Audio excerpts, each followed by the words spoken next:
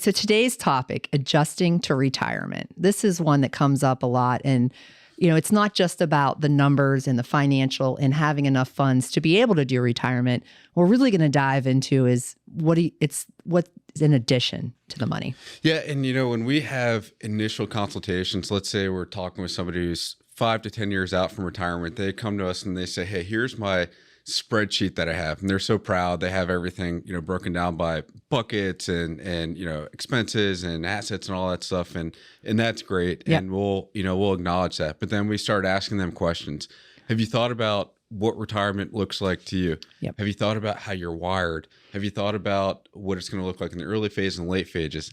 And all of a sudden you just see a blank stare. Yeah, this comes up a lot. And, we have clients who get to that point where they're ready to be done. The day-to-day, the drag of work, whatever it is.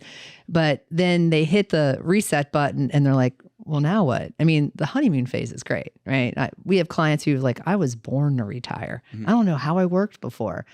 But the difference is those clients have thought through, they have hobbies, they have something that keeps their mind active. Maybe they're on boards, they're playing pickleball, whatever it is. Mm. But the reality is we have a lot of clients who they were so working, work was everything. Mm-hmm. They were there 50, 60 hours a week. So they really didn't have time for other ththings outside.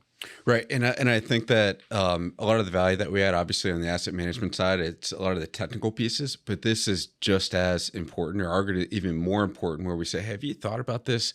What do you think about that? And obviously there's no right or wrong answers. Yep. But if we're not facilitating those conversations, odds are they're not, going to think about those things on their own time.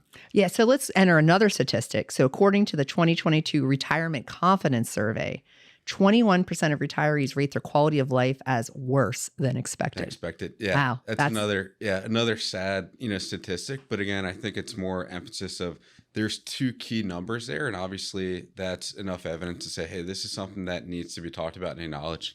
Yeah. And I think the big piece is, that transition, it's not, it's first they have to get over the psychological of no paycheck, right? Yeah.